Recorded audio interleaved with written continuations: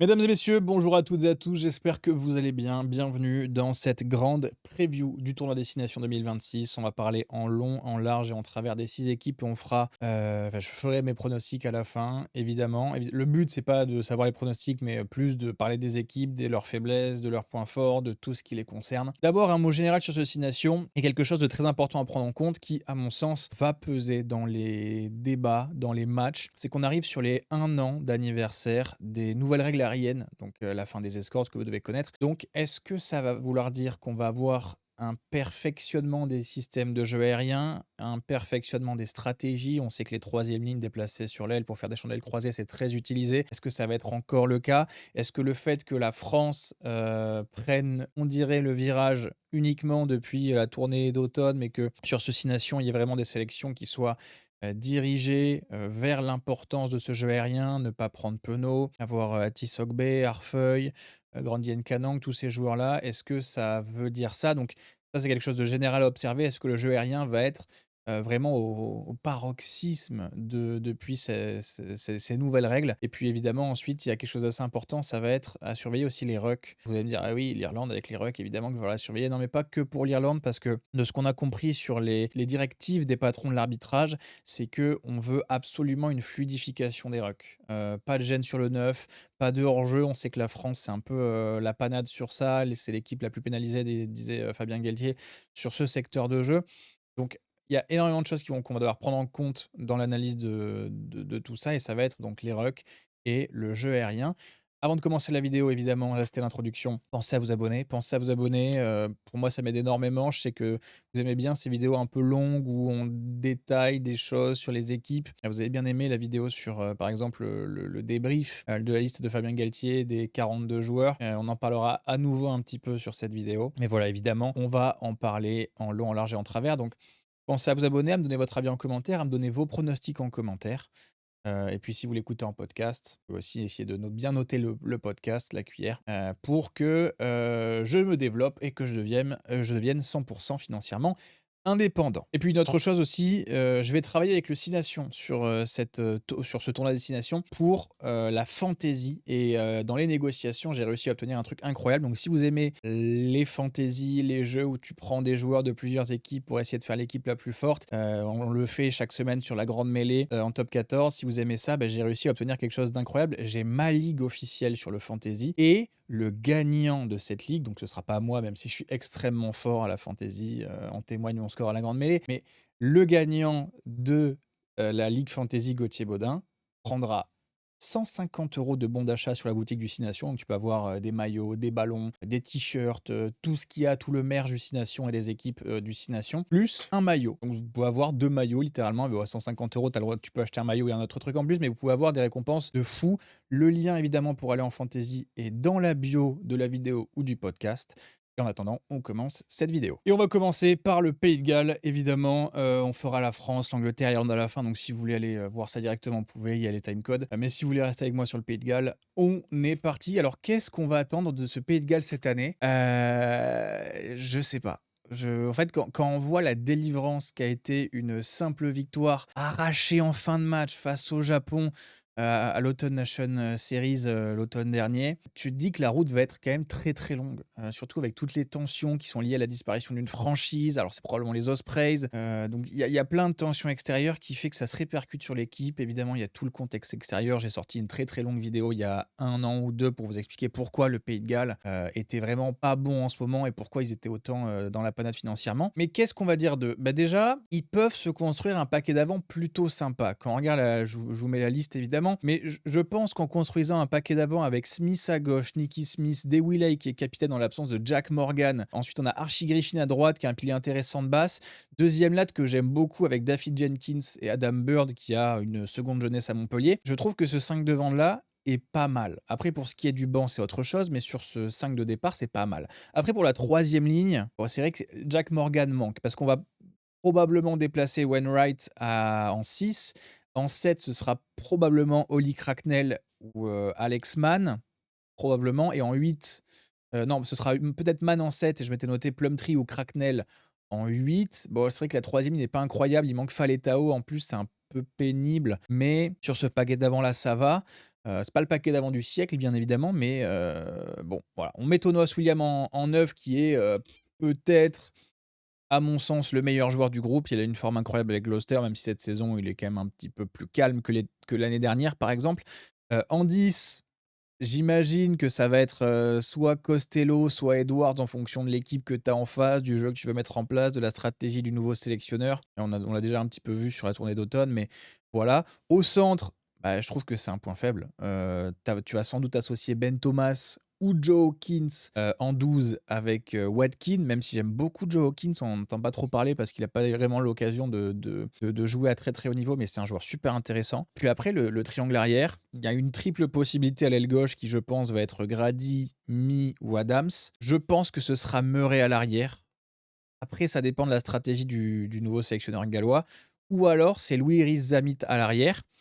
Et dans ce cas-là, tu décales Mee ou Grady ou Adams à l'aile droite et tu mets pas Murray parce que tu veux de la hauteur sur le jeu aérien. Du coup, tu mets Rhys-Zammit en 15, comme ce qui a été le cas parfois avec les Bristol Bears. Et je sais pas si ça n'a pas déjà été le cas avec le Pays de Galles pendant l'Autumn Nation Series, à confirmer. Mais en tout cas, ça a l'air d'être la compo probable de cette équipe galloise. Après, il y a plein de joueurs que vous voyez sur la ligne, sur l'équipe, mais c'est pas des joueurs. Il n'y a pas énormément de joueurs de classe mondiale, malheureusement, et ça, c'est lié à la situation du Pays de Galles actuellement. Mais en dehors d'avoir une mêlée plutôt correcte, je trouve, ils ont une mêlée plutôt correcte. Alors évidemment, ils se sont fait, ils ont eu du mal face aux Springboks, mais j'ai ce souvenir de la défaite face à l'Irlande aux Six Nations dernier, où ils avaient eu une mêlée plutôt pas mal, où ils avaient mis en difficulté, je sais pas, c'était Furlong ou Porter qui avait ramassé sur le match. Mais voilà, ils ont une mêlée plutôt correcte, mais les Gallois, ça reste une défense fébrile, qui supportent pas les assauts répétés d'avant, comme peuvent le faire l'Angleterre ou l'Irlande. Vous savez, les enchaînements de séquences à 15 ou 20 phases de jeu qui font mal, qui tapent, où il faut se replacer correctement. Ça, je pense qu'ils peuvent le faire 5 et 10 temps de jeu, puis au-delà, ça va craquer. Ils ont des jeunes qui défendent mal derrière sur les attaques placées ou improvisées.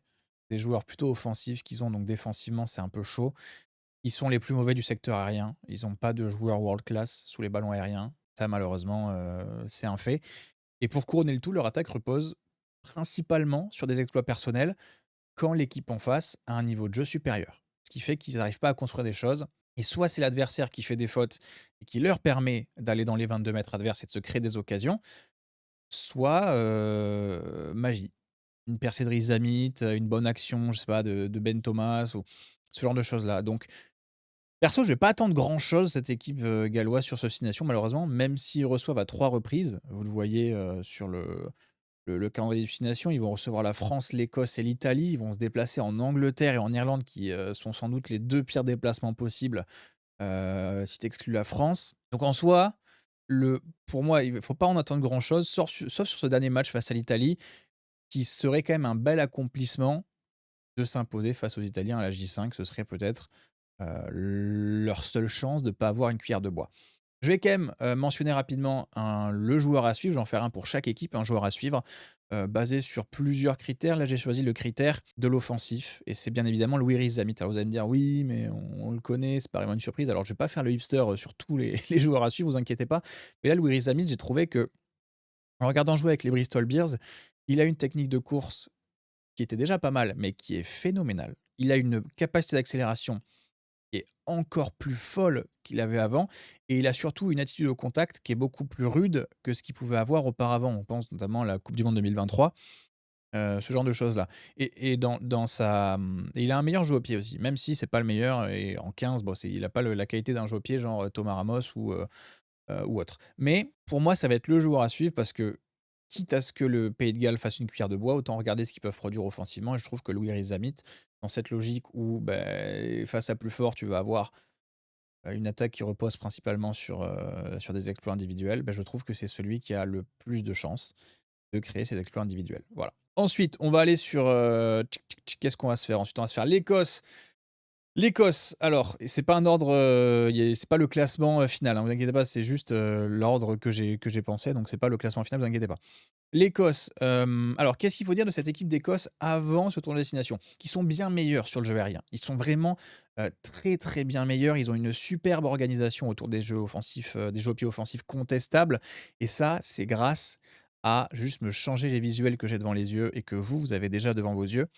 Donc l'Écosse, hop, je vous mets le groupe, il est là et il me faut hop, il est là, le calendrier. C'est une équipe qui a, grâce à des troisièmes lignes, qui sont coureurs, peut mettre en place des systèmes sous les jeux au pied contestables qui sont vraiment intéressants. On pense à Darge qui est souvent sous ces jeux au pied-là, Ricci aussi quand il est titulaire ou même quand il est remplaçant. On le voit même la logique dans le choix des ailiers parce que je sais pas si vous vous souvenez, si vous suivez bien le rugby, il y a eu une polémique en Écosse sur la non-sélection, je crois, c'était soit non-sélection ou non-titularisation de Duhan van der Merwe qui a un profil plutôt lourd, moins aérien, une moins bonne accélération, au profit de profils, je sais pas si ça se dit, mais comme Kyle Rowe et Kyle Stein, qui sont pas les plus grands, mais dans le domaine aérien, ils ont un savoir-faire. Et autour de joueurs comme Blair Kinghorn, qui est quand même pas mal dans les jeux aériens, et Darcy Graham, qui par sa vitesse rappelle un peu le profil Louis Bielbiarré, j'ai l'impression que les stratégies françaises et écossaises se ressemblent un peu dans la logique où tu as un 15 qui est censé être bon sur les jeux aériens, même si je pense que Kinghorn est un peu meilleur que Ramos sur les jeux aériens. Tu as un ailier finisseur en la personne de Darcy Graham et Louis Bielbiarré. Et à droite, tu vas aller chercher un joueur qui est plutôt bon dans le jeu aérien. Et c'est ce que sont Kyle Rowe et Kyle Stein, qui sont vraiment pas mal. Et on va voir ce qui va être de l'utilisation de Duhan van der Merwe. Mais peut-être qu'il va se retrouver sur le banc ou peut-être qu'il ne jouera pas tous les matchs.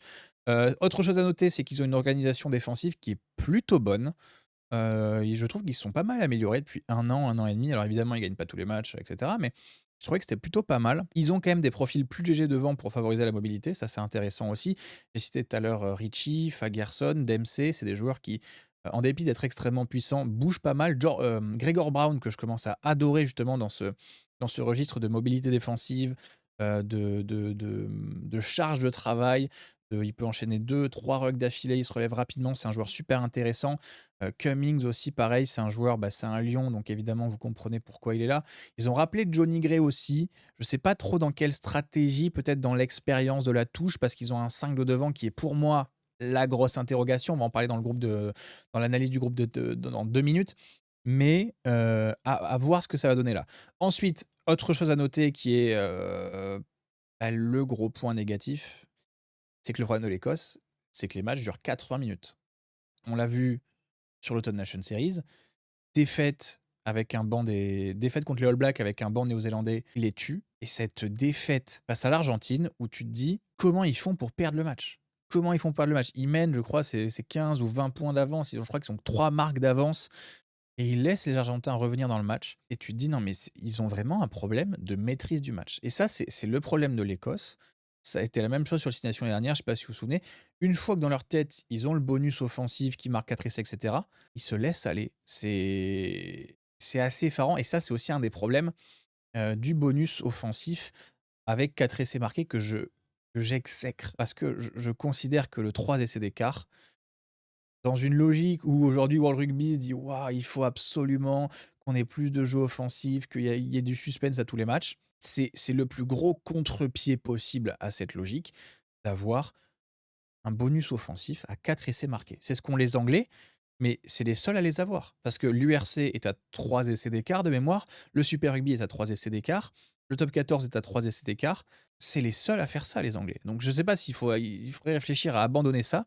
Mais pour avoir des matchs, là on change de sujet, c'est pas l'Écosse, mais pour avoir des matchs tendus jusqu'au bout, les 3 essais d'écart, je trouve que ce serait une révolution phénoménale pour le rythme des matchs du Six Nations. Donc voilà, ça c'était juste mon petit point sur ça. Donc les Écossais ont un problème de maîtrise du match.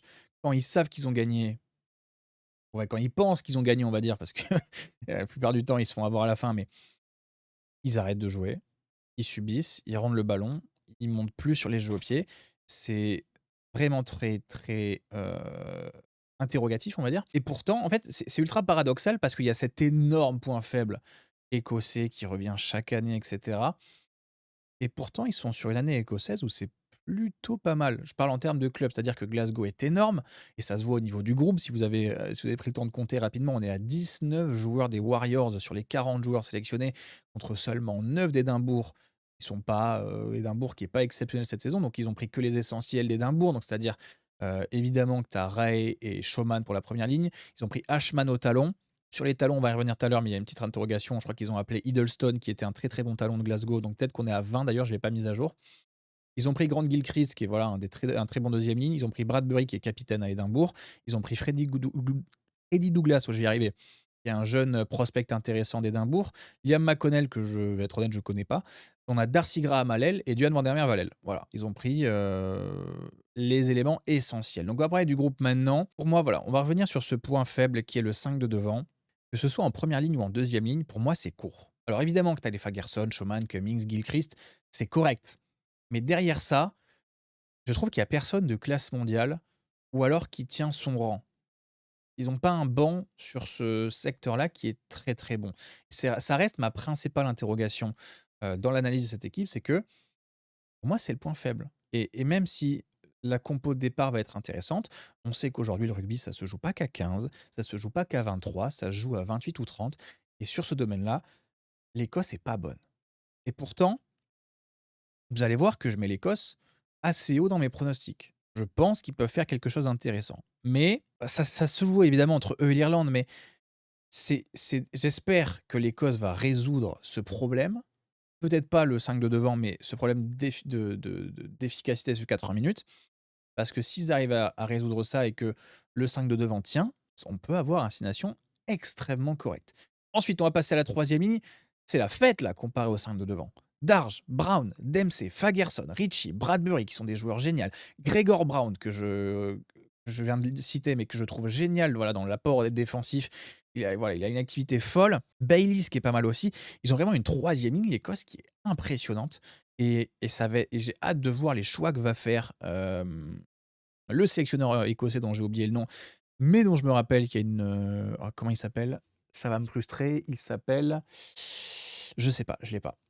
C'est pas grave. Donc on a toutes ces troisième lignes là. J'ai l'impression qu'on va pas avoir comme à Glasgow Dempsey et Fagerson qui vont commencer, mais qu'on va avoir potentiellement Fagerson sur le banc. Est-ce que Ritchie sera titulaire? Je sais pas, mais si on s'oriente sur une troisième ligne, Brown, Darge et Fagerson, je trouve que ça peut être pas mal. Ou alors il y a la possibilité aussi peut-être de déplacer Brown en deuxième latte, peut-être. J'en ai entendu parler, je sais pas si ça se ferait, mais en tout cas sur la troisième ligne c'est pas mal. En neuf, je pense que ça va être Ben White avec Finn Russell. Est-ce que derrière, ça va être Horn ou Dobby? J'aimerais que ce soit George Horn. Et vous allez comprendre pourquoi à la fin de ce segment écossais. George Horn est tout simplement énorme. Enfin, franchement, sur ce début de saison de Glasgow, c'est le dynamiteur. Et je me dis que dans une logique où White, c'est un peu la maîtrise aux côtés de Finn Russell. Et bien justement, dans cette logique où peut-être que l'Écosse, pour relancer ces 20 dernières minutes, ou à chaque 20-30 dernières minutes, où à chaque fois ils se font un peu éteindre, fait rentrer Horn, il y a une mèche incroyable qui rallume Finn Russell, qui va peut-être tenter les 80 minutes sur chaque match, même s'il commence à vieillir, mais même s'il est toujours intéressant. Est-ce que Horn, ce serait pas en fait la solution ultime à ce problème des 20-30 dernières minutes? Pour relancer, il a un leadership aujourd'hui, il a 28-29 ans, je crois. C'est plus comme c'était le petit jeune, la petite jeune tête brûlée qu'il y avait avant. Ensuite, Finn Russell en 10, j'en ai parlé. Alors évidemment, vous allez me sortir, ouais, Finn Russell, un match génial, 3 matchs mauvais derrière. J'ai l'impression que depuis qu'il est à Bath, on est plutôt sur un ratio de 3 matchs bons, un match mauvais. C'est mon avis, mais j'ai l'impression que dans les bonnes conditions, Finn Russell peut faire un perfect 5 matchs corrects. Au moins, correct. C'est-à-dire, s'il me fait 4 matchs très, très bons et un match moyen, je serai là, bon, il a fait un perfect. Mais en tout cas, il y a une autre question derrière Finn Russell qui marche sur l'eau avec Bass, qui est vraiment génial. C'est est-ce que Hastings et Burke peuvent prendre le relais derrière? C'est la question à 1 million. Burke est plutôt pas mal. Il a pris un petit peu le leadership avec Farrell comme mentor au Saracens. Hastings, on sait qu'il va partir à Montpellier à la fin de la saison. Il a un peu été boycotté par Glasgow pour ça, parce qu'ils sont vexés qu'il parte. Donc, qu'est-ce qu'on va choisir entre ces deux joueurs si jamais il faut faire ce sera probablement un banc 5-3 pour les Écossais, mais qui tu prends sur le banc pour ça? C'est la question aussi que je me pose et qu'on va voir au fur et à mesure des journées. Au centre, c'est la fête, comme en troisième ligne. Retour de Tuipulotu en pleine forme. Il est encore meilleur qu'à l'automne, surtout qu'il n'avait pas Hugh Jones à côté de lui à l'automne, qui est de retour de blessure. Il s'était fait une épaule de mémoire. On a également Tom Jordan, qui est parfait pour le banc, qui est très bon avec les Bears. Et puis derrière, si jamais tu as Hugh Jones ou Tuipulotu qui se blesse, tu as Hutchinson et McDowell. McDowell en 12, Hutchinson en 13, qui sont deux très bons joueurs. C'est quand même assez intéressant d'avoir cette paire de centres-là qui est, en termes d'effectifs, peut-être le gros point fort avec la troisième ligne de l'Écosse. Triangle arrière, Est-ce qu'on repart, donc c'est ce que je disais tout à l'heure par rapport à Van der Merwe, est-ce qu'on repartirait pas sur un triangle arrière, Graham, Kinghorn et à l'autre aile, ce serait Stein ou Rowe, avec l'objectif de poncer le jeu aérien? Avec un Finn Russell qui a du savoir sur ça, il vieillit, il sait mieux manier ce jeu. Ce serait un triangle arrière qui pourrait répondre aux folies offensives de Finn Russell, qui peut répondre aux folies offensives de Tuipulotu et Hugh Jones qui savent très, très bien allumer des mèches et en même temps, défensivement, c'est plutôt pas mal. Ils ont que ce soit Graham, Stein ou comment il s'appelle? Le Stein qui est même, capitaine de Glasgow, ou Rowe. Rowe peut-être un peu moins défensivement bon que Stein, mais voilà, c'est 3 joueurs qui sont très, très bons sur sur cette chose-là et donc j'ai hâte de voir aussi sur cette composition d'équipe qui va choisir parce que ça nous donnera peut-être une idée par rapport à l'orientation qu'ils veulent faire du jeu aérien. Donc ça évidemment, toujours dans cette logique du jeu aérien, je crois que je l'ai mentionné pour tout le monde dans la préparation de cette vidéo et voilà pour cette Écosse. Au niveau du programme, de l'Écosse, on va avoir un déplacement en Italie qui va être très, très chaud. Tu commences sur les chapeaux de roue en Italie qui vont absolument vouloir commencer par une victoire à domicile, pour s'éviter au maximum de prendre la cuillère de bois. C'est-à-dire une victoire, c'est bon et puis le Pays de Galles à la fin, ils verront. Ils ont réception de l'Angleterre, où là, s'ils perdent en Italie, ça va être corsé face à l'Angleterre qui, sur le papier, a l'air d'être meilleure qu'elle, on va revenir. Ils ont le déplacement au Pays de Galles juste avant la coupure qui est censé être l'objectif de prendre les 5 points avant d'entamer la dernière ligne droite et à la fin, ils prennent la France à la maison et ils vont en Irlande. J'ai une idée en tête pour cette fin. Pour moi, ils vont faire une victoire. Je vous dirai dans mes pronostics qui, évidemment, mais pour moi, l'Écosse a peut-être le ressort pour gagner contre l'une des 2 équipes. Voilà, on en parlera à la fin des pronostics.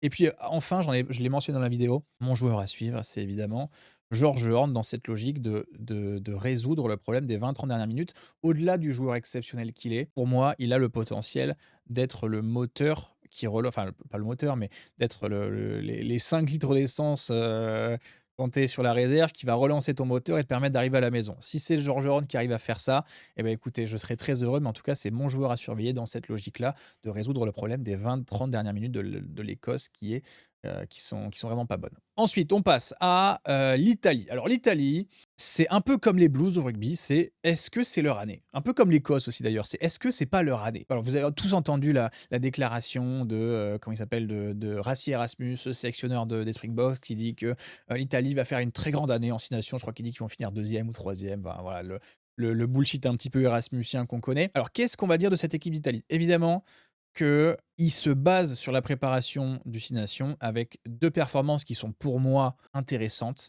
C'est, l'Australie, victoire évidemment, et une performance intéressante contre les Springboks, mais manque de réalisation et ça on va en parler. Pour moi, l'Italie a vraiment besoin sur ce tournoi destination d'un coup de poing sur la table au niveau des performances. Ils sont à moins de 2 ans du mondial. Dernière Coupe du Monde, ils se font sortir en se faisant exploser la gueule face aux All Blacks et face à la France. C'est une équipe où sans cesse tu te dis ah ouais, ça peut être leur année, tu t'extasies sur leur effectif, blablabla. Et à chaque fois, tu es déçu en fait. C'est ça qui m'embête sur cette équipe d'Italie, c'est qu'à chaque fois, tu te dis, en fait, tu souffles devant leur match. Tu fais putain, c'est pas encore leur année. Donc qu'est-ce qu'il faut pour cette équipe d'Italie et qu'est-ce qu'il faut observer? Savoir être plus efficace en attaque et avec une meilleure utilisation des avants parce qu'ils font trop souvent du large-large, où ils vont trop souvent baser leur attaque sur l'utilisation de Brex et Menoncello. C'est bien, ils peuvent le faire, mais il faut utiliser les avants pour mobiliser la défense adverse et créer des brèches pour ses arrières, parce que à force d'aller large-large à chaque fois, il n'y a aucune brèche qui se crée, c'est trop rapide, il y a pas ça. On se retrouve quand même sur une année pour l'Italie avec 3 déplacements en Irlande, en France et au Pays de Galles, ce qui est pareillement, un peu comme le Pays de Galles, pareil, c'est le pire truc possible pour les déplacements, sauf qu'ils en ont 3 et qu'ils font l'Irlande et la France d'affilée, ça c'est génial. C'est pour ça que j'en ai parlé tout à l'heure avec l'Écosse. La première journée face à l'Écosse va être cruciale pour lancer le mental du Six Nations. Parce que si tu perds contre l'Écosse, t'as l'Irlande après, peut-être qu'ils peuvent tenter quelque chose en fonction de la forme de l'Irlande, mais t'as l'Irlande, t'as la France, t'as la pause, t'as l'Angleterre, et puis t'as le Pays de Galles. Les 2 matchs, alors évidemment, vous allez comprendre, c'est pas un manque de respect par rapport à l'Italie, mais les 2 matchs qui sont le plus à leur portée sont aussi les plus éloignés l'un de l'autre. Donc pour le mental, s'ils veulent peut-être tenter un coup en Irlande, après que l'Irlande ait peut-être perdu face à la France, c'est peut-être mes pronostics, on verra à la fin, a perdu face à la France au Stade de France, bah, l'Italie va absolument devoir très bien se lancer face à l'Écosse. S'ils gagnent contre l'Écosse, j'estime qu'ils peuvent aller faire un coup en Italie. S'ils se ramassent contre l'Écosse et que c'est encore un match où à la mi-temps, ils se font exploser et que juste parce que l'Écosse baisse un peu le pied à la fin, tu as l'impression que le score est serré mais la performance est pas ouf. Voilà, s'ils gagnent pas contre l'Écosse, j'ai, peur qu'on reparte sur, un de défaites encourageantes. C'est-à-dire que des défaites où ils montrent des trucs intéressants, mais c'est même pas 50 ou 60 de ce qu'ils ont besoin pour gagner un match et pour être réellement une équipe dangereuse dans ce 6 nations. Donc, à voir ce que ça va donner. On va quand même regarder le groupe qui est super intéressant dans la mesure où, bon, il y a quand même des blessés, hein. On n'a pas Alan, on n'a pas Capuzzo qui est encore blessé avec le Stade Toulousain. Lucchesi est pas là, visiblement. Negri, Trula et Vincent sont blessés. Donc, pour les postes, Alan, c'est un 10-15, Capuzzo 14-15, donc ailier arrière. Lucchesi talonneur, Negri troisième ligne, Jacopo Trula qui est un triangle arrière et Ross Vincent qui est un troisième ligne. Alors pour les repères, on est quasiment, je crois, sur la même composition des premières lignes que cet automne. Ferrari, Fischetti, Assar, Riccioni et Spagnolo. J'aurais aimé peut-être avoir un troisième pilier parce que évidemment, il y en a un qui doit être polyvalent, qui peut taper les 2 postes, mais je trouve d'ailleurs que sur la liste 33 joueurs, c'est pas assez. Pour l'Italie, je ne sais pas s'il y a une convention entre les clubs italiens et la fédé italienne, mais je vous avoue que 33 joueurs pour un rassemblement, je trouve que c'est pas beaucoup et ça m'inquiète un peu, notamment du coup sur cette première ligne, même si c'est la même qu'ils avaient eu sur l'Autumn Nation Series. Donc on a Ferrari, Fischetti, Assar, Riccioni et Spagnolo. C'est la même chose. Pareil en deuxième ligne, c'est alors j'ai oublié les talonneurs, mais on a pareil, talonneur, c'est la même chose, hein. Di Bartolomeo, Dimchef et Nico Terra, c'était les 3 talonneurs qui avaient été appelés, à l'automne. En deuxième ligne, c'est pareil, il y a juste Opoku Giamfi qui est pas sélectionné, mais il a pas été très utilisé. Je crois qu'il fait, 10 minutes face au Chili, ce qui est, bon, c'est pas un joueur très, très important dans le système, même si c'est vrai pour le nombre, pour les entraînements, ça peut être intéressant. Ensuite, pour la troisième ligne, il y a pas Negri et il y a pas Vincent qui sont quand même 2 joueurs super importants du système de jeu Quesada. Negri pour les plaquages, Vincent en attaque, il a un port de ballon qui est vraiment impressionnant. C'est pour ça que je m'interroge. Je pense que la troisième ligne titulaire, ce sera évidemment Canone en 8, Lamaro en 7 et je pense que c'est l'heure de Manuel Zuliani, dans la mesure où, je pense qu'il va faire les 80 minutes et vous verrez que Manuel Giuliani, c'est, un joueur important parce que c'est mon joueur à suivre, on en reparlera à la fin. Je m'interroge sur qui est-ce que tu mets sur le banc? Est-ce que tu lances Isecor? Est-ce que tu lances Odiacé? C'est la question un petit peu 1 million dans une logique où ils vont faire est-ce qu'ils se tentent le banc en 6-2 ou le banc en 5-3? D'ailleurs, je me souviens plus qu'est-ce qu'ils font d'habitude. De mémoire, j'ai l'impression que c'est un 9 et un 10-15 sur le banc. Bah, c'est Alan sur le banc. C'est pour ça que c'est super chiant pour le poste de 10, l'absence d'Alan, parce que ça veut dire que Daré va être sur le banc, mais il peut jouer 15 Daré, mais il est moins expérimenté sur la polyvalence 10-15 que ne l'est Thomas Solan. Donc on espère que Thomas Solan en Italie va revenir assez rapidement de sa blessure. Donc sur ça, à voir ce que ça va donner sur le banc. Est-ce que tu te prends 2 deuxièmes lattes et un troisième latte? Ou est-ce que tu te prends, juste, sur le banc, tu vas mettre qui? Tu vas avoir Canone titulaire et Zambonine potentiellement, ou tu mets Favretto, Rudda sur le banc? C'est la question un peu à 1 million de l'Italie. Bon, ouais, bon, c'est pas vraiment la question à 1 million parce que c'est que des troisième lignes ou deuxième remplaçants, mais il y a une question à se poser sur la composition du banc italien qu'on va peut-être avoir pour le premier match face à l'Écosse. On regardera évidemment. Pour la paire de demi-mêlée, on semble parti pour Quesada depuis quand même 1 an et demi sur la paire Pagerello-Varney. Je suis assez surpris par contre de ne pas avoir pris Alessandro Garbisi, qui est le petit frère de Garbisi, qui fait vraiment des matchs intéressants avec le Benetton Trévise, même si je vous avoue que je ne regarde pas trop l'URC parce que c'est impossible de le regarder en France et je regarde assez rarement au final. Mais je me demande s'il a pas été blessé et il revient de blessure, Alessandro Garbisi de mémoire, donc il est pas là, ça me titille un peu, peut-être que je vous dirai plus tard. Au centre, on va évidemment repartir sur la paire Menoncello-Brex, mais je trouve que comme l'Écosse, il y a quand même des profils assez intéressants sur cette paire de centres. C'est pas le niveau de l'Écosse, mais c'est assez intéressant. On a Marine et Odogu qui ont été ajoutés à ce groupe. Odogu d'ailleurs qui est un récent italien, parce que je crois qu'il est pas italien de naissance. Mais Marine pour le poste de 12, j'avoue que Damiano Mazza, je connais pas trop.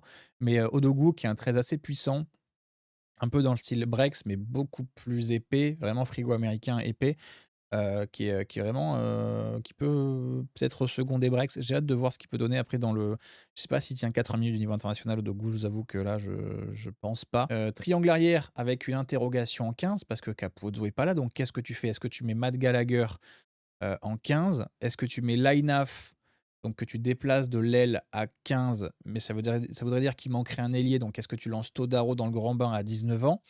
Il fait quand même une très bonne saison avec les Saints. Est-ce que tu lances Pani dans le grand bain, qui est un jeune joueur des Zèbres qui est, il doit avoir 22-23 ans je crois, qui est un 15? Je sais pas, c'est une interrogation aussi que j'ai sur cette équipe d'Italie. Qu'est-ce que tu fais sur ce triangle arrière si, Capozzo revient pas rapidement? À voir. Je sais pas, j'ai l'impression que Gallagher, pour l'expérience, ça peut être un peu mieux, mais je crois que Lijnaf a aussi fait le poste quelques fois. Enfin bref, pour l'Italie, on a, 3 déplacements, donc ça va être une année compliquée, je l'ai dit. L'Écosse d'abord, le Pays de Galles en dernier, donc c'est 2 matchs potentiellement gagnables les plus éloignés possibles. Je vais juste parler de mon joueur à suivre, donc j'ai mentionné, c'est Manuel Zuliani qui est pour moi le joueur à suivre dans le style, pour moi, il me rappelle Sam Simons. Il gratte, il est bon en défense, il peut taper 20-25 plaquages facilement. Il porte bien le ballon. Je sais pas si j'ai mentionné qu'il gratte parce que je suis tellement amoureux de ce joueur que je l'oublie, mais il gratte trop bien. Il fait une Autumn Nation Series qui est magnifique. Son match face à l'Afrique du Sud est incroyable. Et en l'absence de Vincent Negri, bah, c'est lui qui doit devenir le héros défensif avec l'Amaro, où les mecs peuvent se taper 40-45 plaquages à eux deux. Donc pour moi, ça va être le joueur à suivre. Et voilà, c'est tout ce que j'avais à dire sur l'Italie. On verra ce que ça donnera, mais à voir. Vous verrez sur les pronostics ce que je pense de l'Italie. On passe à l'Angleterre avec c'est c'est ils sont trop forts. Ils sont trop forts. Je comprenais pas pourquoi tout le monde détestait Borswick quand il a pris l'Angleterre et sur les premières années. Bon, pour vous rappeler, alors vous le verrez peut-être dans des anciennes vidéos si vous cherchez, mais moi j'ai toujours dit que Borswick avait nettoyé la merde laissée par l'ancien système Eddie Jones, un jeu qui avait un poulet sans tête, il y avait pas de bonne attaque, pas de bonne défense. Ce dans quoi ils étaient bons, c'était nul. Après 2019, le système s'est effondré. Et lui, qu'est-ce qu'il a fait? Il arrive en 2022, pompier de service, un an avant la Coupe du Monde. Il dit, les gars, on va faire simple, on n'attaque pas, on fait que du jeu au pied. Par contre, on a une bonne défense et une bonne conquête. Il arrive à la Coupe du Monde, il fait demi-finale. Alors c'est vrai qu'il a un truc, il a un calendrier favorable, les Fidji, la poule facile, etc. Mais il arrive en demi-finale. Et il est pas ridicule face aux Springboks. Ils prennent les Springboks. Ils prennent les Springboks? Oui, de mémoire, ils prennent les Springboks parce qu'ils font, oui, c'est le match où ils font rentrer, ils font sortir, comment il s'appelle?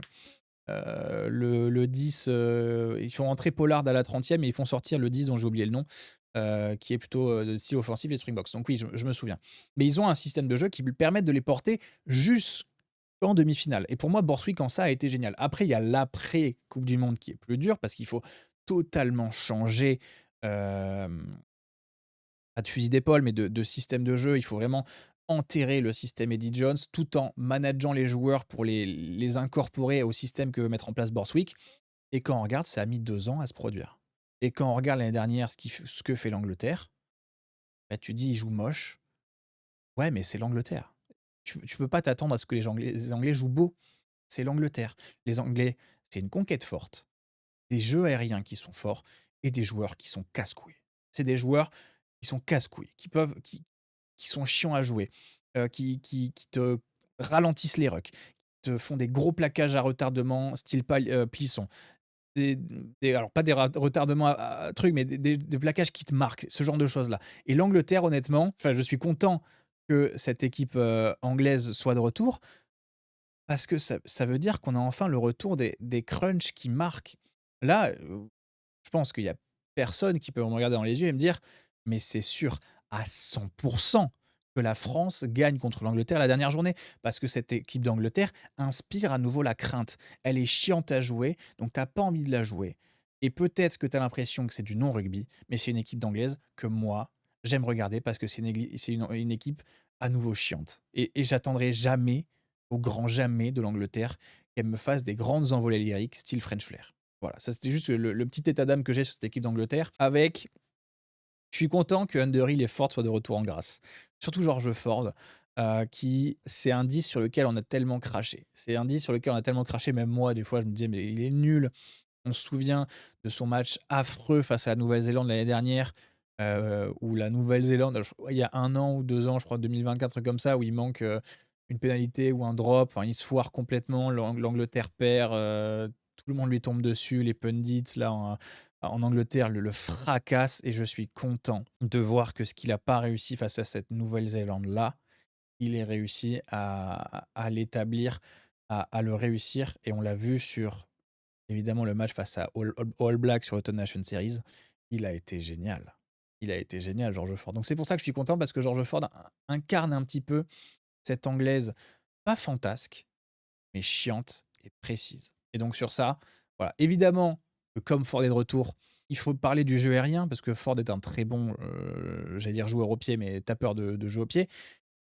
C'est les maîtres du jeu aérien, c'est les meilleurs de 6 nations. Il y a aucun doute. L'Écosse ne leur arrive pas à la cheville et la France ne leur arrive certainement pas à la cheville. Hem, Ils ont un système de jeu aérien qui est génial. Ils ont des sauteurs de jeu aérien qui sont très, très bons. Feiwa Bosso saute très haut, Freeman saute très haut. J'ai une interrogation quand même sur le 15. Qui est-ce qu'on va choisir entre Freddie Stewart et George Furbank? On va en reparler pourquoi. Hem Et ce qui est génial dans la stratégie, c'est pourquoi est-ce que vous allez vous plaindre? Vous regardez l'Angleterre, vous allez vous plaindre, vous allez: «Putain, mais pourquoi il tape autant au pied?» Pourquoi? Parce que l'utilisation du jeu au pied, contestable à outrance. Pourquoi? Parce que l'occupation. Mais pourquoi l'occupation? Mais parce que l'Angleterre a une conquête de fou furieux, à savoir les grattages, les touches adverses captées, les mêlées adverses pénalisées, et ça se transforme en quoi? Ça se transforme en points par la botte du buteur, ou par des touches à 5 mètres, ou des ballons joués rapidement à 5 mètres de l'embut adverse, avec des lancements de jeu, dans le plus grand style exétérien. C'est-à-dire que c'est Exeter qui a, entre guillemets, «inventé», pas inventé, mais mis au goût du jour, cet amour de jouer rapidement à 5 mètres avec, une formation de 3 piliers, puis, de 2 piliers, un talonneur, puis en fait, le 9 arrive et il décale la cellule et c'est trop, trop bien fait et je trouve que c'est bien que Borswick ait réussi à incorporer ça à l'Angleterre parce que c'est une équipe qui a le morphotype parfait pour répondre à ce système de jeu, enfin, ce système de jeu, cette stratégie de jeu, voilà. Il faut donc souligner le travail de Steve Borswick, je l'ai fait. Pourquoi? Alors plus en détail, il a construit un groupe qui est fantastique. Il a non seulement un 15 de départ qui est vraiment fort, mais il a aussi un banc de fou furieux qui est même pas probablement qui est le meilleur banc d'Europe à l'heure actuelle, si ce n'est du monde, mais là, il y a les Springboks. On va commencer par quand même sur le seul poste en faiblesse de tout le groupe, c'est le poste de pilier droit. Pourquoi ça? Parce que Will Stewart s'est flingué un tendon d'Achille début décembre, donc ça veut dire que sa saison est terminée, il sera pas là du tout le 6 nations. Donc qu'est-ce que ça veut dire? Ça veut dire que c'est un problème parce que la pierre angulaire de la mêlée, elle est pas là. Elle est pas là, donc ça veut dire qu'on a, à gauche, enfin juste pour, Will Stewart, c'est un titulaire ou remplaçant. Parfait. Même on connaît la stratégie de Borswick, des fois il faisait débuter Baxter et il faisait débuter Joe Eyes pour justement avoir Genge et Stewart qui arrivent à la fin et qui te martèlent la gueule. Et ça c'est génial, j'adore cette stratégie. Je suis vraiment, des fois je parle un peu vite parce que ça m'excite. Enfin je suis heureux mais pas, comprenez pas ce que je veux dire, mais vous voyez ce que je veux dire? Donc pour, vous situer les piliers, peut-être que vous les connaissez pas, Davison, Hayes et Sela, c'est à droite, donc c'est assez inexpérimenté. Sela a 0 sélection, Davidson il a pas joué beaucoup, Hayes j'aime beaucoup, il a un bon niveau de jeu avec Leicester et à gauche c'est pas mal, il y a Genge pour, l'expérience, Rod pour l'expérience et Iyogun qui fait 2 très bonnes saisons avec Northampton. Donc je pense qu'on aura quand même Genge, Rod pour la plupart des matchs et j'ai envie de voir s'il incorpore Eyogun à ça. Par contre, pour le poste de pilier droit, j'ai l'impression qu'on va partir sur Hayes et Davidson. Mais qui débute et qui est sur le banc? Est-ce que tu continues ta stratégie de mettre ton meilleur joueur à droite sur le banc, enfin ton meilleur pilier sur le banc et le deuxième dans la hiérarchie titulaire? Donc ça veut dire que Davison est titulaire et Hayes est sur le banc. Je sais pas. Et d'ailleurs tout ça, je sais pas si je l'ai mentionné, mais pourquoi est-ce qu'on veut absolument, d'où vient cette stratégie? En fait, l'Angleterre, je l'ai mentionné tout à l'heure, joue très, très bien, mais dans un jeu fermé. Ce qui fait que dans quasiment tous les matchs, l'Angleterre se positionne pour que dans les 15-10 dernières minutes, ils soient toujours dans le match. Toujours dans le match et le plus grand exemple de ça, si vous vous souvenez, c'est le France-Angleterre qu'il y avait eu à Lyon. Vous vous dites, moi, à la fin du match, je fais: «Putain, mais comment est-ce que les Anglais sont encore dans le match?» Évidemment que la France est pas ouf et que, voilà, mais l'Angleterre est pas ouf elle-même et elle arrive à avoir une stratégie de jeu où au final, elle arrive à la fin et tu es obligé de te sauver avec une pénalité de Ramos et ça, c'est la stratégie de Borswick, c'est que peu importe ce qui se passe, pour que ton match, soit au minimum réussi, il faut que dans les 15-10 dernières minutes, tu sois à une marque ou en tout cas moins de 10 points d'écart du score. Et ça, vous remarquez que dans la plupart des matchs, soit ils sont devant évidemment, mais soit ils sont, toujours, très, très proches. Alors évidemment, c'est parce qu'ils sont forts et cetera, mais les équipes adverses arrivent pas à les distancer au score et ça va être un des enjeux de la France à la fin de match de la 5e journée, c'est s'ils arrivent à les distancer au-delà de 2 marques d'écart et cetera, c'est pas gagné parce qu'évidemment si tu te foires les dernières minutes et qu'ils marquent 21 points en 2 minutes, bah, c'est fini, mais ils ont vraiment, une stratégie de jeu que j'adore. Bon là, évidemment, on va adorer être toujours dans le match à 10-15 minutes de la fin, mais Borswick est un sorcier et ça, je pense que les gens ne le comprennent pas suffisamment. Ensuite, on va parler de la deuxième ligne, c'est plutôt pas mal. Le seul problème, c'est que Maro Itoje a été frappé par une tragédie. Il a perdu sa maman, donc je vais pas faire d'assomption sportive ou quoi, mais il a perdu sa maman, donc c'est assez triste. On pense à lui évidemment. Ensuite, on a Alex Coles et Oli Chesum, qui pour moi sont titulaires si Itoje est indisponible pour des raisons évidentes. Cole en 4, parfait. Chesum en 5 pour la touche, qui est génial. Formidable joueur de touche, Chesum, que j'admire beaucoup. Et d'ailleurs, j'aurais bien aimé qu'un club français le chope à sa sortie de formation des Tigers. Je crois qu'il est formé aux Tigers. Troisième ligne, pareil, il y a une grosse densité en troisième ligne, c'est assez génial. Bon, Cunningham South, que vous connaissez, il revient un petit peu dans les stratégies de jeu parce il avait été beaucoup complimenté en 2024. 2025, qui fait une année pas ouf, et là, il revient tranquillement. Tom Curry qui est là. Ben Earl, qui est fantastique. Guy Pepper, dont je vais vous parler. Henry Pollock, voilà, Henry Pollock. Et Sam Underhill, qui revient en grâce, comme Ford. Et j'aime beaucoup Underhill, c'est ce troisième ligne un peu à l'ancienne, qui fout des cartons caramel absolument impressionnants, qui te tabasse la gueule. Parfois, il est un peu trop dans le tabassage de gueule. Vous vous souvenez de la finale face à Lyon et Niashvilis qui se prend dans la gueule, mais j'adore Underhill et je suis assez heureux que cette équipe, ce paquet d'avant anglais soit à nouveau redouté parce que sur la troisième ligne, c'est pas mal. Greg Fizilao aussi qui fait une très, très grosse saison avec Exeter, qui a été incorporé, c'est un numéro 8. Un peu dans le style Thébo Mathieu, si vous voyez ce que je veux dire. Rapide, puissant physiquement, rude au contact, plutôt bon en défense. C'est peut-être le secteur qui peut améliorer Greg Fizilao, mais vraiment intéressant. Pour les numéros 9, c'est un choc apparemment en Angleterre. Il n'y a pas Rafik Quirk, qui est un très très bon joueur de Sale Sharks qui a signé au Newcastle Red Bulls. Mais on est allé chercher du coup Jack Van Poorvliet, qui est plutôt pas mal avec les Leicester Tigers d'ailleurs, même s'ils font pas une saison incroyable. Ben Spencer, qui est là, et Alex Mitchell, qui est le titulaire. Donc c'est du classique en somme, il y a juste pas Quirk à la place de Van Poorvliet, mais bon voilà, c'est pas catastrophique. Ensuite, avec Finn Smith en réhabilitation, il a une petite blessure pendant la Champions Cup. Ford sera probablement le titulaire à l'ouverture de l'Angleterre, avec potentiellement Finn Smith qui arrive sur le banc, sur un banc 6-2 ou 5-3, on verra comment il se calibre. Il y a quand même une interrogation au centre avec la réhabilitation, lui aussi, comme Fitzmaurice, de Ollie Lawrence. Est-ce que tu pars sur Ojomo Dingwall? Est-ce que tu vas sur un Slade en 12 pour appuyer la stratégie du jeu au pied de George Ford? Est-ce que tu lui colles Slade à Dingwall? Ou alors est-ce que tu fais Slade Ojomo pour avoir que des playmakers au centre du terrain? Je sais pas. Ou alors même, est-ce que tu mets Freeman en 13? C'est la question que tu peux te poser, vu que tu as des ailiers plutôt pas mal. Mais dans ce cas-là, si tu mets Freeman en 13, qui est-ce que tu mets à l'aile avec Feyou Abosso? Est-ce que tu places Arundel? Est-ce que tu places Cadan Murley? Je sais pas. Par contre, il y a la grosse interrogation en 15 qui, pour moi, va être peut-être le point le plus chaud de la compo, au-delà même des piliers, c'est qui est-ce que tu mets en 15? Parce que George Furbank est revenu de sa blessure longue durée. Et Freddie Stewart, qui était, je crois qu'il était 15 titulaire sur Autumn Nation Series. Donc, pour les stratégies, Furbank, c'est un très, très, très bon relanceur et il a un bon jeu aérien. Mais Stewart fait 1m98 ou 95. Énorme sur le jeu aérien. Fallout Prime presque.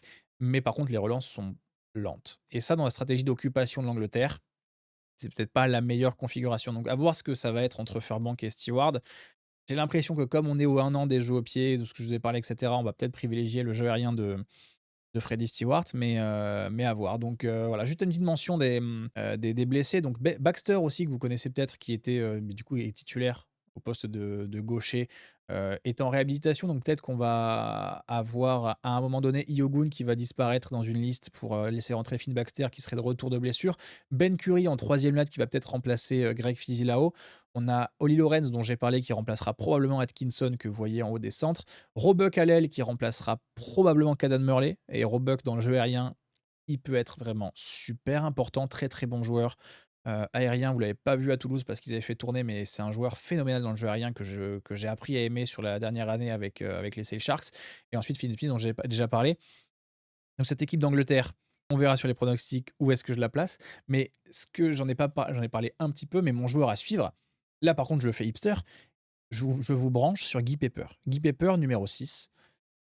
C'est un joueur. Il a fait tous les matchs de l'Angleterre de l'Autumn Nation Series en titulaire. Il fait des matchs au minimum bons. Et j'en ai pas entendu parler. Alors qu'il est incorporé. Tout le monde a parlé de Pollock, alors que Guy Pepper fait un travail de l'ombre qui est phénoménal. Phénoménal.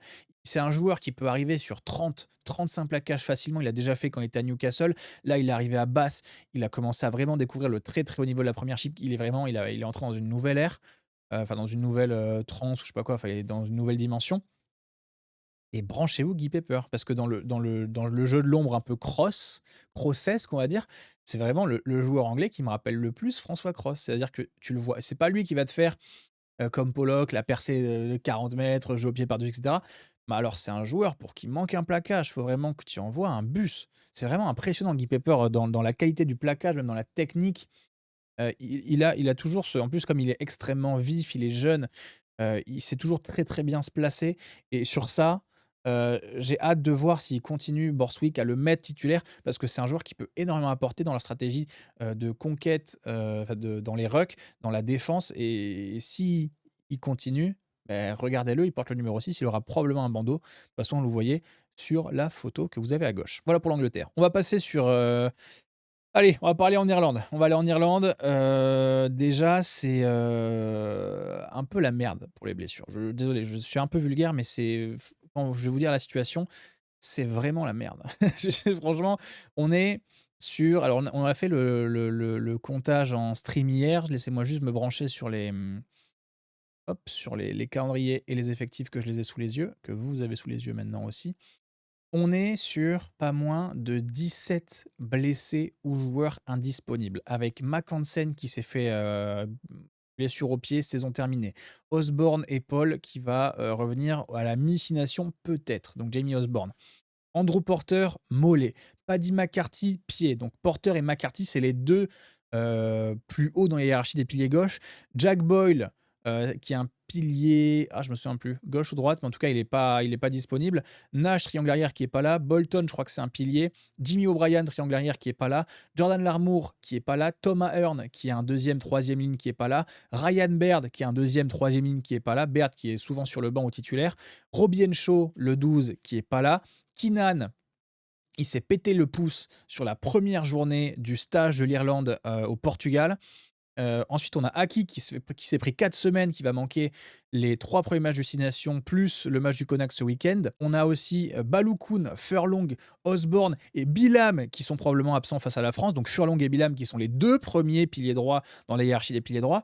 C'est énorme. Et quand je dis que c'est énorme, on est sur 17 blessés, dont 10 qui sont dans une configuration où il n'y a aucun blessé en Irlande, titulaire ou remplaçant de la feuille de match de Farrell. C'est-à-dire que Hansen, il a fait un match à l'arrière sur l'Autumn Nation Series, il est sur la feuille de match. Osborne est sur la feuille de match. Porter est sur la feuille de match. Paddy McCarthy est sur la feuille de match. Nash, je pense pas. Boyle non plus. Jimmy O'Brien, il a fait des feuilles de match. Larmour, je pense pas. Ahern, je pense pas, mais ça reste un joueur super intéressant. Ryan Bird, il est soit titulaire, soit sur le banc. Robbie Henshaw, pareil, des fois, quand Aki est titulaire, il est sur le banc, et quand Aki est sur le banc, il est titulaire. Keenan, qui est le 15 titulaire. Et après, Balogun, non, il n'est pas titulaire, mais il est pas sur le banc non plus. Furlong, titulaire. Osborne, je l'ai mentionné 2 fois, donc voilà. Et ensuite, Bilham, qui est titulaire ou remplaçant. Et Aki aussi, qui est sur le banc ou titulaire. Mais... Donc là, si on regarde la liste irlandaise, on est sur 4 postes qui, pour moi, sont en faiblesse, à savoir les piliers, parce qu'on va probablement, du coup, aller sur Thomas Clarkson, qui va être titulaire à droite, avec derrière lui Tom O'Toole. Et ensuite, on va avoir, je crois que je m'étais fait la compo probable d'ailleurs de l'Irlande, que je vais vous montrer De suite, si je l'ai encore, laissez-moi réfléchir, non, c'est pas ça. La compo probable de l'Irlande, elle est là. La compo probable de l'Irlande, elle est là. Donc je vais résumer les blessés. On va avoir Loughman ou Milne à gauche, Sheehan en 2, Clarkson ou O'Toole en 3. On va avoir Ryan Byrne pour la deuxième ligne, Conan ou Prendergast en 6, pas le Sam mais que Sian. Van der Fier en 7, Doris en 8. Pour moi, l'Irlande n'a pas de problème du 4 au 8. C'est correct, ils n'ont pas de problème, c'est pas mal. Par contre, en 9, Gibson Park, pas de problème en soi. Mais en 10, Prendergast ou Crowley, le problème c'est que Prendergast, il n'est pas fait pour mûrir aussi rapidement. Et ça montre aussi que l'Irlande n'a pas assez préparé l'après-Sexton. Parce que tous les 10 qui ont essayé de seconder Sexton n'ont jamais marché. Tout ce qui est Burn, etc. Donc on a débaucher entre guillemets Sam Prendergast, que ce soit au Leinster ou en Irlande, pour être le titulaire derrière Sexton. Avec le Leinster, ça va. Par contre, en défense, non, mais dans l'animation, ça va. Par contre, avec l'Irlande, ça n'a pas encore fonctionné. Et je trouve que c'est un peu comme l'Afrique du Sud, l'Irlande. On est dans un système où les joueurs en général arrivent en sélection, sauf à cap absolu, autour de 23, 24, 25 ans. Exemple, Keenan, je crois que ses premières sélections, c'est à 23 ou 24 ans. Mais Prendergast, il a 21, 22 ans, c'est super jeune, tu lui confies des clés du camion avec des adversaires qui vont le cibler comme un malade mental. Pour moi, la meilleure option, c'était Crowley, mais pour moi, il fait un énorme 6 Nations 2024. Crowley, il n'est pas récompensé sur le reste. Et je suis assez circonspect sur ça parce qu'il y a plein qui disent « Ouais, mais Crowley, pas bon, pas bon, pas bon. » Mais pour moi, c'est le joueur qui a la meilleure maturité en 10. Il y a qui connaît le plus l'équipe parce qu'il était déjà là sous Sexton. Et je suis surpris en fait qu'on n'ait pas sur Crowley. J'ai hâte de voir ce que ça va être face à la France, mais je suis surpris qu'on n'ait pas privilégié l'option Crowley et qu'on lui ait pas donné les clés du camion sur les années qui ont suivi la Coupe du Monde 2023. Donc ça, je suis voilà, circonspect. En 12 et en 13, on va avoir McCloskey et Ringrose. Il n'y a pas Aki, il y a pas Encho. Aux ailes, on va avoir James Lowe et Tommy O'Brien. James Lowe, qui a un très bon jeu au pied, mais qui avance plus, qui a plus de vitesse. Et en 15, on va voir Kieran Frawley, parce qu'il n'y a pas Keenan et il n'y a pas Osborne. Sur le banc, c'est compliqué. On a Keller, c'est pas compliqué ça, mais on va avoir Loughman ou Mile. On va avoir probablement, ça va être Mile et O'Toole sur le banc. On a Joe McCarthy qui rentre, qui est pas mal. On a Conan ou Prendergast sur le banc en impact player. Craig Casey, Prendergast ou Crowley. Et pour le 23e joueur, vu qu'ils adorent le banc en 5-3 les Irlandais, ça va être Farrell, Tom Farrell, hein, pas un autre, ou Jacob Stockdale. Donc là, on est dans une disposition où l'Irlande, tu te dis, mais ok, ça va être compliqué. Franchement, ça va être compliqué. Donc, à voir ce que ça va donner cette équipe d'Irlande. Mais moi, j'ai plus de mauvaises choses à dire sur cette équipe d'Irlande que de trucs bien, quoi. Enfin, quand on les regarde jouer sur l'Autumn Nation Series, ça circulait pas assez en défense. Même sur l'aspect offensif, quand on regarde l'Irlande, en attaque, c'est un combo timing-précision. Timing-précision, organisation, et ça fonctionne comme ça. Dans les 22 adverses, c'est mortel. Ça tabasse la gueule. La France en a fait les frais. L'Angleterre en a fait les frais. Mais en dehors de cette. Et je pense que c'est encore le cas dans les 22 adverses, ça fait mal. Par contre, en dehors des 22 mètres, quand tu es sur cette zone des 40 ou même dans tes 40 à toi, c'est plus lent, c'est moins organisé, c'est moins sur les rails, c'est moins bien dirigé, surtout avec cette problématique du 10. Prendergast est beaucoup trop jeune, on en a parlé. Et Crowley joue pas assez pour avoir l'équipe en main. Ça, c'est juste le rappel. Donc, c'est impossible, en général, pour les adversaires, en général, de tenir l'attaque irlandaise pendant 4 minutes. C'est ce qu'avait dit d'ailleurs dans une vidéo. Je lui pique le concept, hein, je lui pique le truc à Squidge Rugby que j'adore, qui disait qu'en gros, pour tenir l'attaque irlandaise pendant 4 minutes, c'était impossible. Mais avec les erreurs récentes, il y a moyen d'atteindre les 60-70 minutes si tu t'en tires bien. Je ne sais pas si vous vous souvenez, pour donner un indicatif, quand la France, vous vous souvenez ce match où Dupont ne peut même pas aller en conférence de presse parce qu'il est oxy, on est à 46 minutes de temps de jeu effectif, la France tient 50 minutes. La France tient l'attaque irlandaise sur 50 minutes. Et avec les années, on arrive à des équipes qui tiennent 60 minutes, 65 minutes. Et là, sur l'Autumn Nation Series, l'Afrique du Sud a tenu 80 minutes. Pendant 80 minutes, l'Afrique du Sud les a contenus en attaque. Alors évidemment, ils marquent des essais, etc. Mais stratégiquement, l'Irlande n'a jamais été autant aux abois qu'elle ne l'est actuellement. Donc sur ça, c'est vraiment... C'est vraiment... Après, ils ont quand même le point fort d'avoir une ténacité géniale, hein, face aux Springboks. Moi, je me souviens, ils prennent le rouge de 20 minutes, je crois, ou en tout cas, ils se retrouvent à 13 parfois, etc. Ils ont une ténacité qui est géniale, mais ils ont quand même toujours une organisation globale qui est très, très bonne. Mais je pense pas qu'elle soit désormais exceptionnelle, enfin qu'elle soit exceptionnelle depuis quelques mois, ça je viens de le dire. Mais sans cette qualité exceptionnelle d'organisation, bah, pour moi ça les place derrière la France, derrière l'Angleterre et potentiellement derrière l'Écosse. À voir. En plus, on a vu très bien sur, que ce soit la Nouvelle-Zélande ou l'Afrique du Sud sur l'Autumn Nation Series, qu'il y a une ultra indiscipline. Qu'ils se mettent à la f ils des fois, ils font des fautes pour tuer le ballon, pour ralentir le ballon qui sont, stupides et les arbitres aujourd'hui sont dans une, configuration où, bah, je l'ai dit tout à l'heure, les rucks, tu peux plus faire ça aujourd'hui. Tu peux plus faire de fautes cyniques pour ralentir le jeu, l'arbitre va sortir le carton jaune plus vite que son ombre. C'est plus possible et on voit qu'ils perdent vraiment leurs moyens quand ils se font, rétamer. Quand ils se font rétamer, qu'en attaque, ils ont pas le rythme, qu'ils ont pas le souffle, qu'ils ont pas les placements et ben ils se retrouvent, complètement paniqués. Du coup, ils font des fautes parce qu'ils sont dans la panade et franchement, c'est en fait, quand moi je repense à cette équipe d'Irlande de 2022-2023, je me dis: «Mais comment on en est arrivé là?» Évidemment qu'il y a une fin de génération, qu'il y a plein de raisons et cetera, mais c'est extrêmement inquiétant à l'aube du 6 nations. À voir comment ça va se passer. Je dis pas que ça va être catastrophique pour l'Irlande, mais je dis qu'il y a quand même des signes qui disent que l'Irlande est peut-être à un tournant et le problème, c'est que tu arrives à un tournant à 2 ans de la prochaine coupe du monde. C'est ça qui va être pénible. Donc voilà, juste mon joueur à suivre.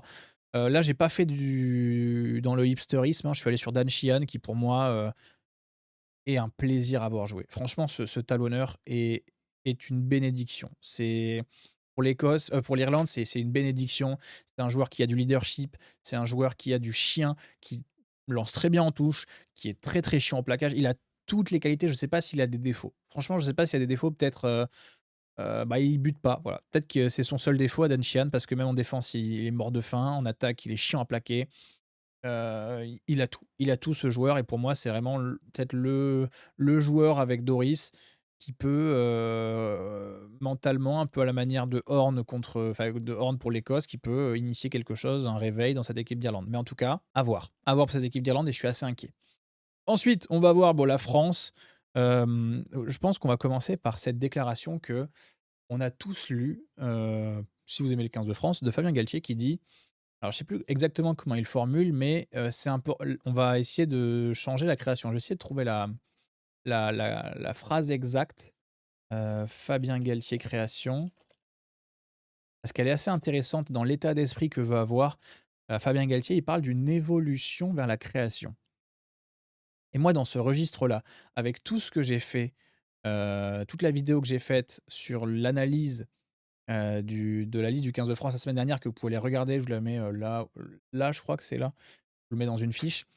Vous allez le voir, il parle d'évolution vers la création et en fait, je commence à comprendre la réflexion globale qu'il se fait de la sélection des joueurs, en gros. Parce que tu te dis: «Mais en fait, oui, oui, c'est logique quand tu réfléchis». Il veut absolument qu'on ait des joueurs qui aillent vers la création. Le seul hic à ça, c'est que sur les profils des piliers, c'est pas vraiment une évolution vers la création parce que tu vois, Aldeguerri, heu quand tu réfléchis à ça, c'est pas vraiment une évolution vers la création. C'est pas vraiment un très, très bon relais de la création, on va dire. Enfin, il arrive à le faire de temps en temps dans le système de jeu, du Stade Toulousain, mais je sais pas s'il a le coffre pour le faire aussi au niveau international. J'aimerais bien qu'il le fasse parce que je trouve qu'on a beaucoup qui crachent sur, Aldeguerri et je crois que je fais partie encore des seuls à dire: «Non, mais il est pas si terrible que vous imaginez», donc j'espère qu'il me décevra pas. Mais ouais, on est allé chercher des colombes, des profils lourds, mais à voir comment ça va se goupiller sur ça. Galtier a un petit peu, dirigé sa réflexion de sélection sur le relais de la création, donc tout le reste, tout le groupe, va dans cette logique de relais de la création. Movaka, Marchand, même Lamotte, Brennan qui relaie de la création, Guillard, Meafou pareil. Même en troisième ligne, Cross, très bon relais.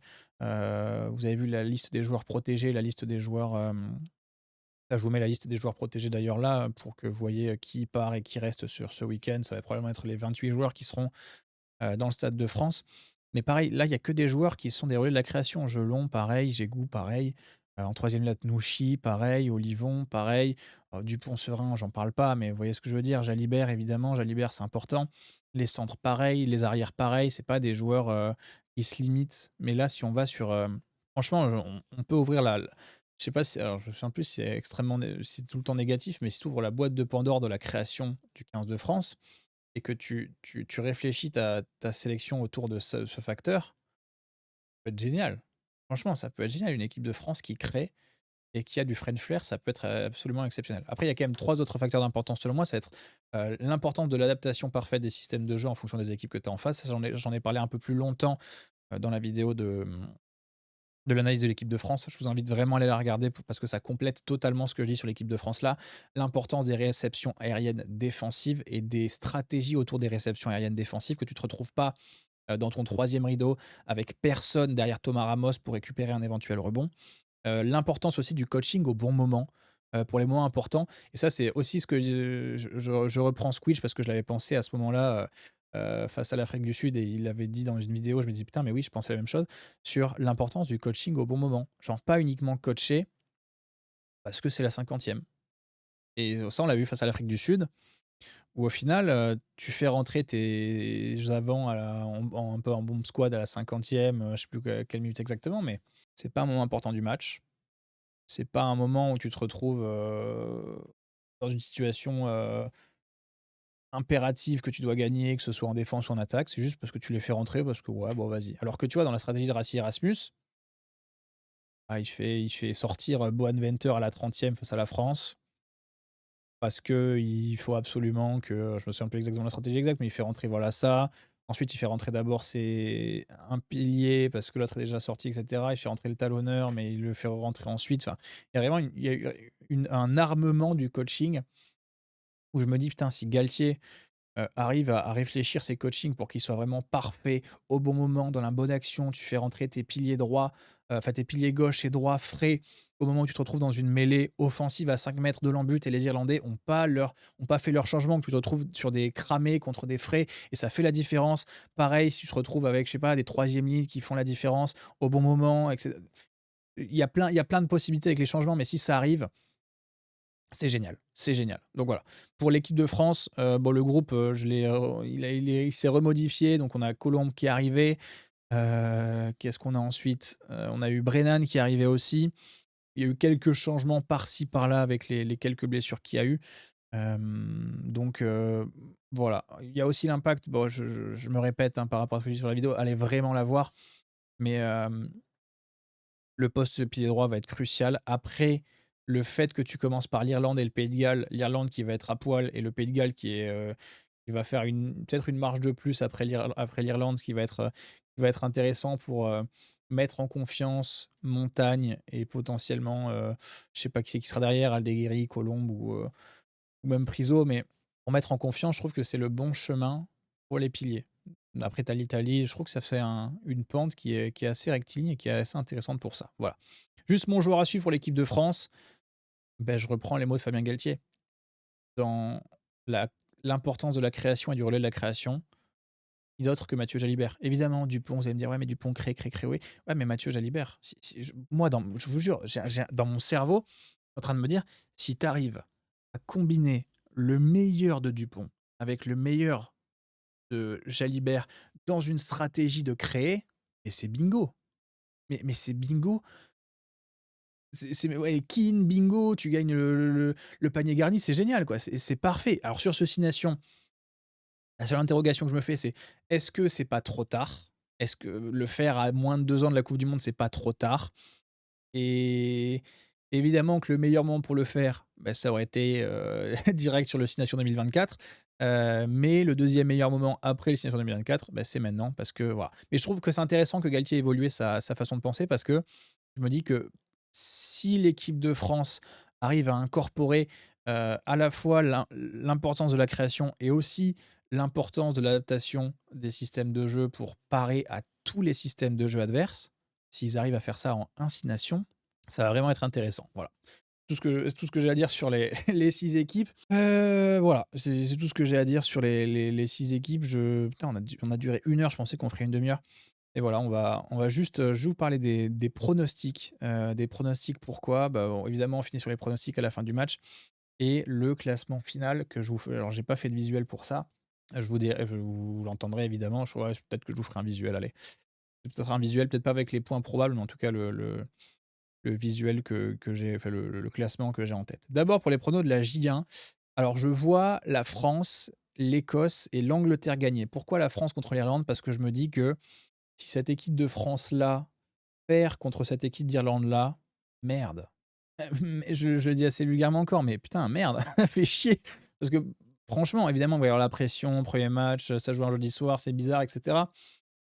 Mais pour moi, cette équipe de France, elle a toutes les armes pour, franchement, pour dominer franchement, on va pas dire humilier ou quoi, mais dominer franchement cette équipe d'Irlande.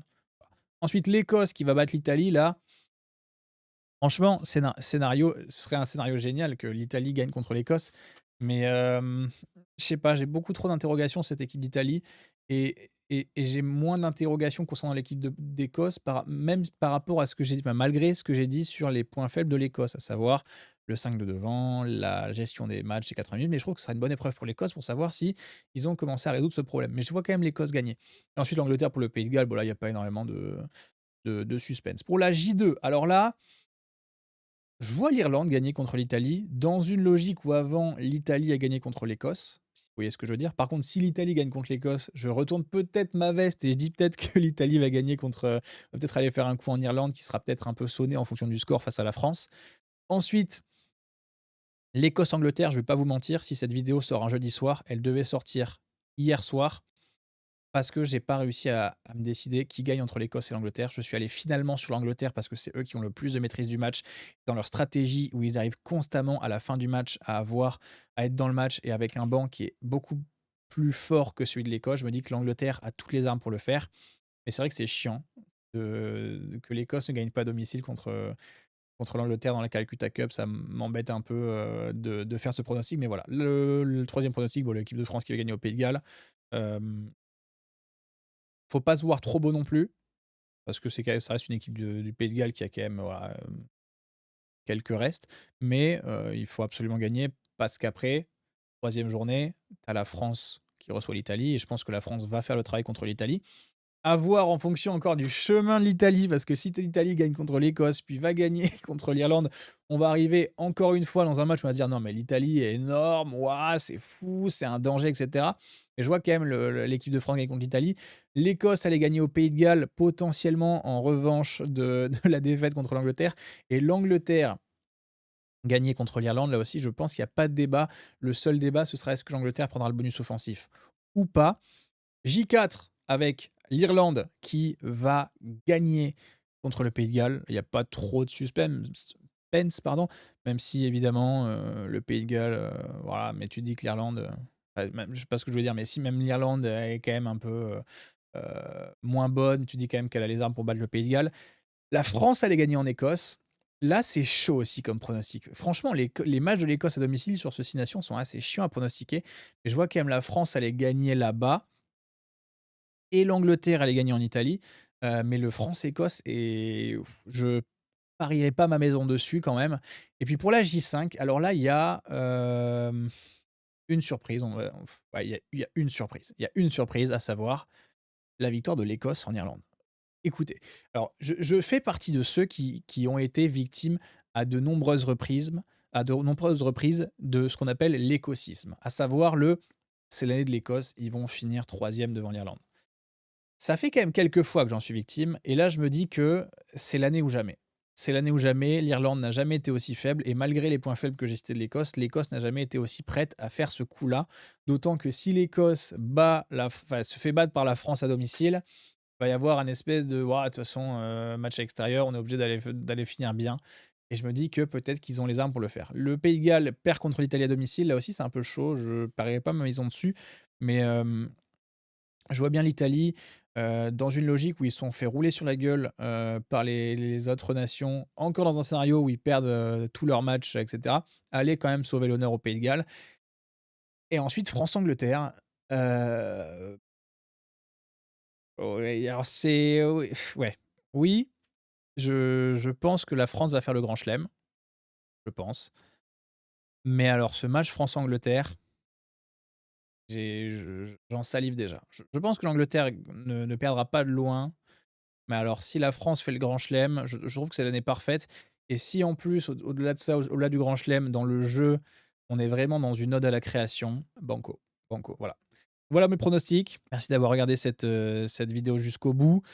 J'espère qu'elle vous a plu. Donnez-moi votre avis en commentaire sur les différents avis que j'ai donnés. On en discute évidemment.